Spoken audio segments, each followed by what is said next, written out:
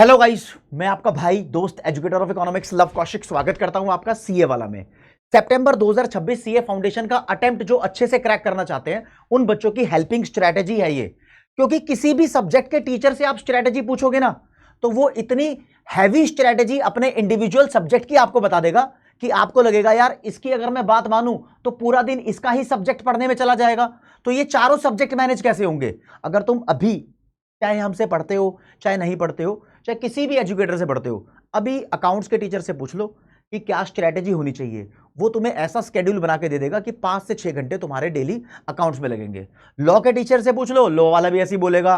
QA के teacher से पूछ लो, वो बोलेगा क्यूए का सब्जेक्ट भी बहुत टाइम मांगता है, प्रैक्टिस मांगता है। इको के सब्जेक्ट के टीचर से पूछ लो, वो ही बोल देगा कि भाई इको का सिलेबस भी खतरनाक है, हल्के मत लियो। तो आपके लिए तो भाई एक दिन के अंदर 24 घंटे हैं, 28-30 घंटे थोड़ी हैं। तो आपको सोच के चलना है कि यार मैं चारों के चारों सब्जेक्ट को मैनेज कैसे करूंगा। मेरे पास अब जस्ट 50 दिन बचे हैं और फिर मेरा सितंबर का अटेम्प्ट आ जाएगा।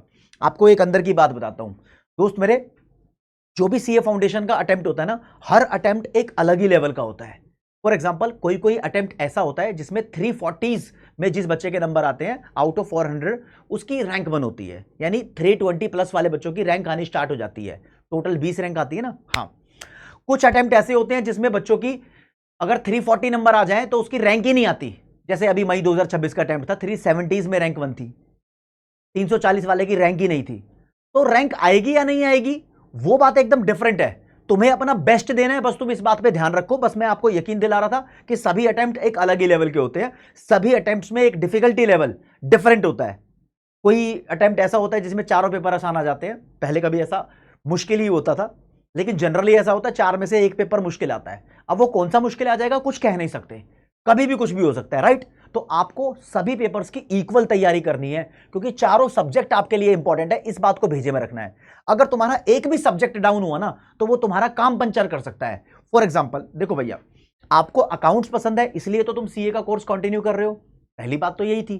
तो अकाउंट्स को तो वैसे भी तुम इधर उधर करोगे नहीं, वो इंटरेस्टिंग लगता है आपको, तो उसमें तो अगर किसी बच्चे को अकाउंट्स नहीं पसंद और वो सीए कर रहा है तो फिर वो बेवकूफी कर रहा है ना। तो अकाउंट्स में सबसे कम चांस होते हैं बच्चे के फेल होने के, राइट। कोई मैथ्स पहले से पढ़ रहा था 11th-12th में तो वो क्यूए में फेल नहीं होता। और जनरली बिजनेस इकोनॉमिक्स में सब्जेक्ट बच्चों को मुश्किल लगता है जब वो एंड के चैप्टर्स पढ़ता है, लेकिन इस सब्जेक्ट में पास होना आसान होता है क्योंकि एग्जाम के अंदर कंपैरेटिवली इजी क्वेश्चन आते हैं।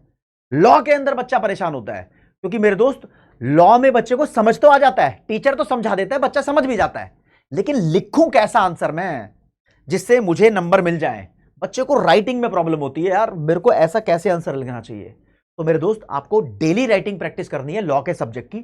आज से अगर आपके 50 दिन शुरू हो रहे हैं तो कम से कम आपको 120 क्वेश्चन लिखने हैं। किसी दिन 2 क्वेश्चन लिखो, किसी दिन 3 क्वेश्चन लिखो। पहली बात तो यह लागू होती है, किस चीज के क्वेश्चन लिखे जी? भाई जितना भी सिलेबस तुम्हारा हो चुका है उसके क्वेश्चन लिखो। अभी मेरे पास 3 कैटेगरी ऑफ स्टूडेंट है। पहली कैटेगरी वाले वो स्टूडेंट है जिन्होंने आधे से ज्यादा सिलेबस अपना कवर अप कर लिया।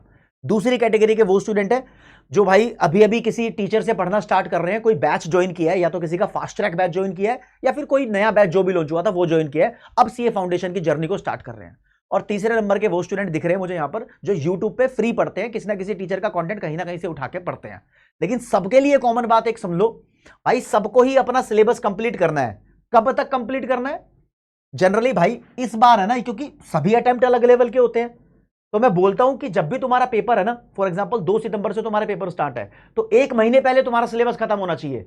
लेकिन अगर समय ऐसा चल रहा है तुम्हारा कि यार सिलेबस अभी टीचर ने ही कंप्लीट नहीं कराया है तो तुम्हारा ही क्या होगा, राइट। ऐसा भी हो सकता है, या फिर तुमने बहुत पहले प्रिपरेशन स्टार्ट कर दी तो तुम्हारा सिलेबस कंप्लीट भी हो गया होगा। कई बच्चे क्या होते हैं सितंबर का अटेम्प्ट दे रहे होते हैं, प्रिपरेशन उन्होंने मई वाले बैच से करी होती है, उनके लिए तो वेल एंड गुड है, सिलेबस कंप्लीट हो चुका है। लेकिन जो बच्चे अभी पढ़ाई कर रहे हैं मेरे दोस्त, मेक श्योर दैट कि तुम्हारा 15 अगस्त तक तो किसी भी हाल में सिलेबस कंप्लीट हो जाए। इस बार 15 अगस्त तक। बच्चा बोलेगा सर 15 अगस्त तक मेरा सिलेबस कंप्लीट हो गया तो रिवीजन कब करूंगा? अबे रिवीजन का मतलब ये नहीं होता सिलेबस कंप्लीट होगा उसके बाद रिवीजन होगी, ये रॉन्ग फॉर्मूला ऑफ रिवीजन है। आपको साथ के साथ रिवीजन करनी पड़ेगी। जो तुम्हारा संडे है ना वो सबसे क्रूशियल डे है। अब वो बच्चा आगे निकलेगा जो संडे को ज्यादा मेहनत करेगा। ये सोच लो, तुम भीड़ से आगे तब निकलोगे जो जितनी ज्यादा मेहनत छुट्टी के दिन करेगा वो उतना ज्यादा आगे निकलेगा। सोचो मेरे पास ये 50 दिन बचे हुए भाई, इन 50 दिन के अंदर मुझे सारा का सारा टाइम अपनी पढ़ाई के अंदर ऐसे झोंक देना है कि मैं यहां से एक बढ़िया लेवल का आउटपुट निकाल के लाऊं। राइट, अब तुम अपनी थोड़ी सी एक्स्ट्रा करिकुलर एक्टिविटीज पे लगाम लगाओ। आपकी कोई हॉबी है या फिर आपका कोई स्पोर्ट्स है जिसको आप पसंद करते हो, तो आप कंपेयर कर लो भैया कि आपको स्पोर्ट्स में करियर बनाना था या सीए करनी थी। अगर आपको लगे कि आपने सीए करनी थी तो इसको ही टाइम दो, तब तक जब तक आपको दिख नहीं जाता कि आपका सिलेबस कंप्लीट टाइम पे हो रहा है। अगस्त के पहले हफ्ते में हो जाए तो बहुत ही बढ़िया है। ठीक है, रिवीजन करनी है आपको साथ के साथ, साथ के साथ। राइट, रिवीजन करने के मैं 2 सोर्स बताता हूं। ये बात मैं उन बच्चों के लिए बोल रहा हूं जो बच्चे, देखो जो बच्चे बैच परचेज करके पढ़ रहे हैं तो उनका टीचर का फर्ज है कि वो टाइम पर सिलेबस कंप्लीट करा देंगे। 1 अगस्त 2 अगस्त तब तक हो जाना चाहिए। जुलाई एंड में हो जाए तो और बढ़िया है, लेकिन 15 अगस्त मान के चलो, इसमें तो हर हाल में कंप्लीट होना चाहिए। जो YouTube से पढ़ते हैं ना बच्चे, उनके लिए बताता हूं मेरे दोस्त, हमने चाणक्य 3.0 बैच लॉन्च कर रखा है। इसके अंदर सारा सिलेबस करवा रखा है। ठीक है, आप यहां से अपना सिलेबस कंप्लीट कर सकते हो। लेकिन अभी चाणक्य 4.0 बैच लॉन्च किया है, ये थोड़ा सा अपडेटेड है। तो जो जो चैप्टर्स आपको 4.0 से मिल रहे हैं वो 4.0 से कर लो। ठीक है, और जो नहीं मिल रहे हैं 4.0 से वो 3.0 से कर लो। यानी ज्यादा अपडेटेड ये वाला है। हर अटेम्प्ट के हिसाब से स्कीम अपडेट होती है। क्यों अपडेट होती है? क्योंकि हर अटेम्प्ट के हिसाब से अलग अलग वैरायटी ऑफ क्वेश्चन पूछने के चांसेस होते हैं, तो टीचर उस हिसाब से अपना कंटेंट बना देता है। अब मेरे दोस्त प्रैक्टिस की बात है। आप प्रैक्टिस कहां से करोगे? दुनिया जहान के टीचर किसी भी यूट्यूब की स्ट्रैटेजी देख लो। अरे आरटीपी करना ही करना है, अरे एमटीपी करना ही करना है, अरे पीवाईक्यू करने हैं। हाँ भाई करने हैं, लेकिन कहां से करें? इसके लिए 2 रास्ते हैं भाई साहब। देखो, या तो तुम ऑफलाइन कोई किताब परचेज कर सकते हो, उस किताब में से क्वेश्चन प्रैक्टिस करो, लेकिन वहां पर गलती होगी तो सिखाएगा कोई नहीं, है ना। ऑनलाइन अगर ढूंढोगे गूगल या फिर किसी भी वेबसाइट पे, तो हो सकता है कि एक्सपायर्ड आउटडेटेड क्वेश्चंस मिल जाएं। बहुत सारे ऐसे मिलते भी है इकोनॉमिक्स के स्पेसिफिकली, तो गलत आंसर हो सकते हैं। तो टीचर के साथ लाइव प्रैक्टिस का स्केड्यूल बनाओ। फॉर एग्जांपल, मैं जब तुम्हारे लिए प्रैक्टिस लाऊंगा तो उसका समय बताऊंगा, अलग अलग टीचर बताएंगे, वहां पर प्रैक्टिस करो। लेकिन मोस्ट ऑफ द क्वेश्चंस, पुरानी वीडियोस डली हुई है, पुराना कंटेंट डला हुआ हर एक टीचर का, वो वैलिड है तुम्हारे लिए। सिर्फ एक अटेम्प्ट का एमटीपी आरटीपी थोड़ी करना है, पिछले अटेम्प्ट का भी करना है। राइट, इकोनॉमिक्स में रहने देना एमटीपी।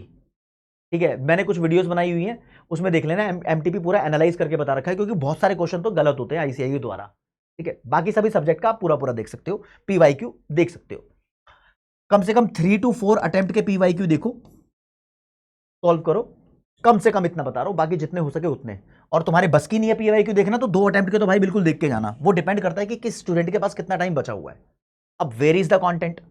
जो बैच जिन्होंने परचेज किया उनके बैच में कंटेंट है, जिन्होंने बैच परचेज नहीं किया वो यूट्यूब पे कंटेंट है। बस यूट्यूब पे एक बात का ख्याल रखना, मल्टीपल टीचर की अप्रोच में मत लगना। मेरे से एक चैप्टर पढ़ लिया, किसी और से दूसरा चैप्टर पढ़ लिया, ऐसा मत करना। क्योंकि जब तुम्हारा एग्जाम आएगा तो तुम्हारे पास सारा कंटेंट बिखरा होगा। वो लास्ट दिन में धक धक धक धक होती है जब पेपर होता है अगले दिन। इसलिए उस धक धक धक धक से बचने के लिए उस हार्ट बीट को तेज मत चलने दो, जितनी चलती है उतनी नॉर्मल चलनी चाहिए भाई। तो एक रूटीन प्लानिंग में आओ और सेलेक्टिवली स्टडी करो भाई।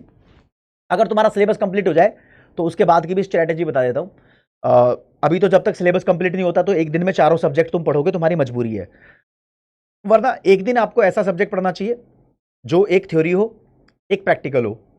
फॉर एग्जाम्पल, आपने उठा लिया लॉ और क्यूए, फिर दूसरे दिन पढ़ो आप इको और अकाउंट्स। इको में भी थ्योरी बहुत है ना। हाँ, तो थ्योरी और प्रैक्टिकल का कॉम्बिनेशन आपको लेके चलना चाहिए। उसको ऐसे ऐसे चल के आप अपने कॉन्सेप्ट्स को अकॉर्डिंगली रिवाइज करो भाई। जिसका जितना जो पोर्शन वीक है वो उस पोर्शन पे ज्यादा ध्यान दे। अब सबके लिए इक्वल स्ट्रैटेजी नहीं हो सकती ना। उम्मीद करता हूं कि आप मेरी बातों को मानोगे और इस वीडियो से आपने बहुत कुछ सीखा भी होगा।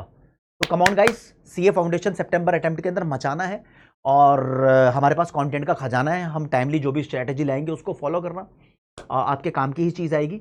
और यूं कहता हूं भाई, आपको खुद मैनेज करना पड़ेगा कि चारों सब्जेक्ट कैसे करने हैं। कोई भी एक सिंगल टीचर वो तो ऐसी स्ट्रैटेजी बता देगा कि 5-6 घंटे उसके सब्जेक्ट में लग जाएंगे। ध्यान रखना, तुम रिस्पॉन्सिबल बनोगे तुम्हारे रिजल्ट के लिए। तो आप देखो, जिस सब्जेक्ट में आपकी वीकनेस ज्यादा है उसको थोड़ा ज्यादा टाइम दे दो, जिसमें कम वीकनेस है उसको कम टाइम दे दो। ऐसा तुम मैनेज कर सकते हो। ठीक है, कुछ और डाउट है तो कमेंट सेक्शन में बताओ। Thank you so much. जय हिंद, जय भारत, नमस्कार, धन्यवाद, bye bye everyone, love you all.